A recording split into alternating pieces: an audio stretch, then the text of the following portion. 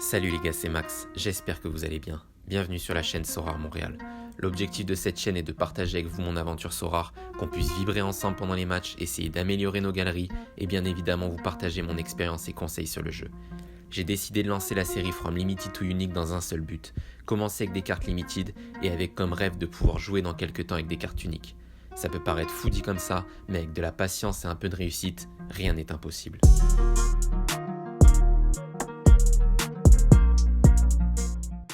Hola, hola, hola, comment ça va les gars? Bienvenue dans l'épisode 19 de la série From Limited to Unique. Au programme de cette vidéo, l'annonce plus qu'exceptionnelle de Sorare avec l'arrivée de la NBA sur le jeu. On reviendra également sur vos réponses à la question Team Palier versus Team Limited. Et enfin, on suivra bien évidemment la GW 304 en espérant comme toujours récupérer une ou deux petites récompenses. Bonne vidéo!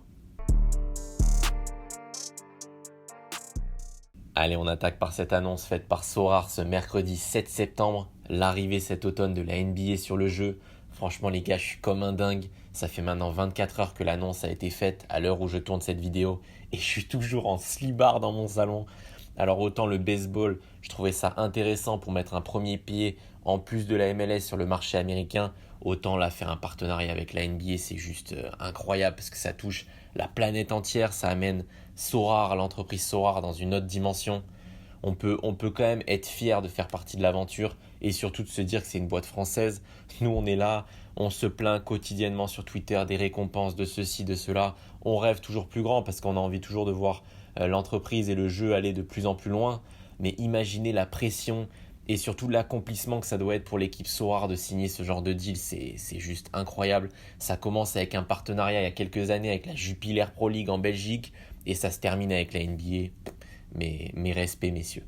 En tout cas, vivement le prochain Community Update pour en savoir plus sur le gameplay et découvrir ce que Sorare nous réserve. Dites-moi en commentaire les gars si vous êtes hype par l'annonce et par l'arrivée de la NBA sur le jeu et surtout quelle franchise ou joueur vous soutenez. LeBron James. Lors de l'épisode précédent, on avait ouvert un débat à savoir si vous étiez plutôt Team Palier ou Team Limited compétitive. Vous avez été plus de 30 à répondre en commentaire et je tenais vraiment à vous remercier. C'est exactement pour ça que j'ai créé cette chaîne YouTube, afin de pouvoir débattre et échanger avec vous. Alors merci pour vos messages, ça me fait extrêmement plaisir. Revenons maintenant à ce débat passionnant. Je vous avais dit lors de l'épisode précédent que je lirais quelques commentaires et je peux vous dire que vos avis sont assez mitigés sur la question. Vous allez le voir tout de suite, on a l'ami Tristus qui lui nous dit « Moi je suis chaud que tu commences une petite transit, ton équipe U23 vaut très cher et me semble pas si rentable. Le concept de la série c'est quand même From Limited to Unique, 1,3 Ether pour une équipe palier, ça le fait. » Et là on a vraiment le commentaire juste en dessous, l'ami Romain qui lui nous dit « Je pense que pour l'instant 1,3 Ether c'est pas assez pour kiffer en rare et être rentable, en plus les paliers risquent de disparaître du jour au lendemain. » Et enfin, troisième commentaire d'Alex qui lui nous dit « Moi je te conseillerais de garder une équipe limited qui te fait vibrer et passer sur une équipe palier rare MLS comme tu kiffes. » Franchement, c'est pas une décision facile les gars. Merci encore pour tous vos commentaires. Il y avait des retours d'expérience vraiment intéressants, des personnes qui avaient tenté l'aventure rare pour finalement revenir en limited, des gens qui ont trouvé la bonne formule, que ce soit une équipe palier et une équipe limited de qualité avec plusieurs remplaçants. Ça m'a vraiment permis de prendre ma décision. Voici ce que je vais faire. Ça va se dérouler en 2 étapes. Dans un premier temps, je vais continuer avec mes cartes limited au moins jusqu'à la Coupe du Monde car je pense qu'à l'heure actuelle, ma galerie est clairement sous-évaluée. On était juste avant la reprise des championnats européens autour des 2,75 Ethers. Aujourd'hui, avec la baisse de l'Ether et plusieurs facteurs, on se retrouve autour des 1,60. J'ai beaucoup de joueurs qui participeront à la Coupe du Monde dans 2 mois, que ce soit Coman, Lucas Hernandez, Casemiro, Zoule et j'en passe, et qui aujourd'hui ne sont pas forcément au prix dont j'aimerais les vendre. On profitera donc de l'euphorie du mondial pour vendre une bonne partie de ces joueurs à forte valeur et dans une seconde phase, après la Coupe du Monde, on fera 2 équipes. Une première équipe U23 Limited de qualité avec plusieurs remplaçants et une équipe All-Star rare sympatoche qui aura pour vocation bien sûr d'aller chercher les paliers. Et comme vous me l'avez très bien mentionné dans les commentaires, je n'oublie pas l'objectif de la chaîne même si c'est difficile. On y rêve et on va y arriver, From Limited to Unique. Voilà messieurs, comment je vois la suite de l'aventure pour les prochaines semaines. J'espère que ça vous parle. La Coupe du Monde, c'est vraiment dans pas très longtemps, ça arrive très prochainement. On espère quand même chatter, avoir un petit alignement de planètes 1 ou 2 fois d'ici les prochaines GW ce qui nous permettrait d'être dans de meilleures dispositions pour notre passage vers les rares. Et puis d'ici là, on verra ce que l'aventure Sorare nous réserve. Allez, on se retrouve sur le jeu afin de vous présenter mes 3 équipes pour cette GW 304. On attaque par l'équipe All-Star avec dans le but Geronimo Rulli qui n'a pas encore encaissé le moindre but cette saison en Liga. A noter quand même qu'il ne joue pas la Coupe d'Europe. Le jeune Unai Emery a décidé de faire tourner pour les matchs de Conference League. C'est vraiment un problème pour nous car on a quand même des joueurs très intéressants pour jouer les midweek. La saison dernière, si vous vous rappelez, on avait quand même réussi à choper Casemiro lors du midweek. Donc c'est un peu chiant de ne pas pouvoir la jouer à son plein potentiel.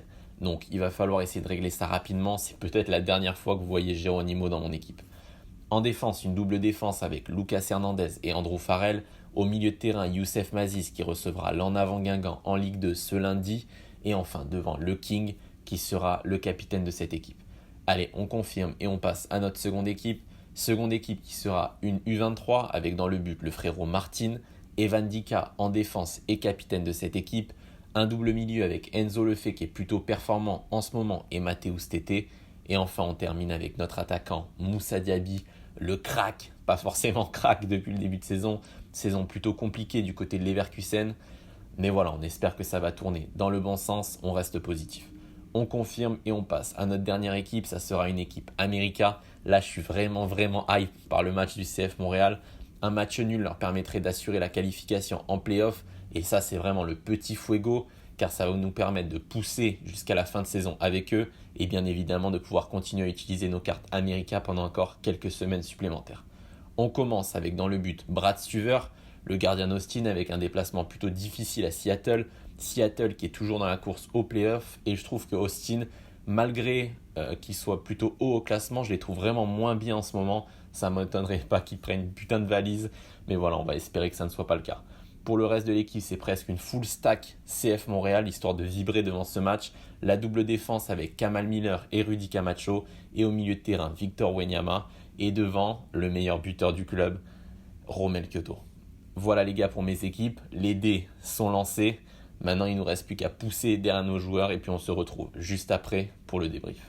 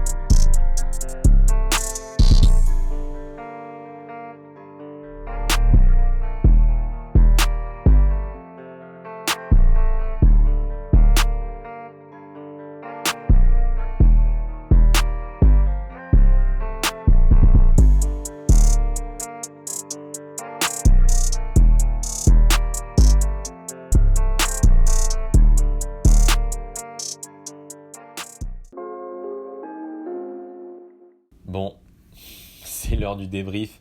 Je pense qu'on est tous d'accord pour dire que c'était un week-end à oublier. Un seul joueur décisif sur 3 équipes, 0 clean sheet, beaucoup de rotation avec l'enchaînement des matchs européens et surtout le plus chiant, la blessure du King, avec une contracture qui l'empêchera de jouer tout d'abord le match contre le Barça cette semaine et surtout le rassemblement des Bleus.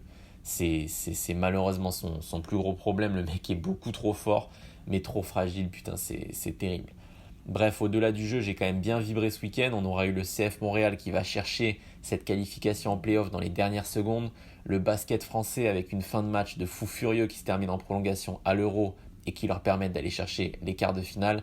Et enfin, le tennis avec le jeune Carlos Alcaraz qui va chercher l'US Open et la place de numéro 1 mondial à seulement 19 ans. Franchement, mes respects, monsieur. Bref, c'était un week-end sans du côté Sorare. On aura quand même vibré sur d'autres événements sportifs et c'est bien ça, l'essentiel. Je vous avoue, dès le vendredi, avoir compris que c'était mort avec l'annonce de la blessure de Coman, ça sentait le cul pour le reste du week-end. Et puis ça s'est déroulé comme prévu, pas très bien. Mais bon, ça fait partie du jeu, donc on baisse pas les bras et on fera bien évidemment mieux la prochaine fois. Voilà les gars, c'est la fin de cet épisode. J'espère que vous avez mieux performé que moi ce week-end. Je pense que c'est pas très difficile. Faites-moi rêver dans les commentaires avec vos résultats. N'oubliez pas de vous abonner, on est toujours en route pour les 1000 abonnés sur YouTube. Le petit like qui va bien. Dites-moi aussi ce que vous en pensez du coup de faire une équipe U23 et de faire une équipe palier All-Star rare comme on l'a annoncé en début de vidéo. Et puis sur ce, on se retrouve la semaine prochaine pour le prochain épisode. Ciao!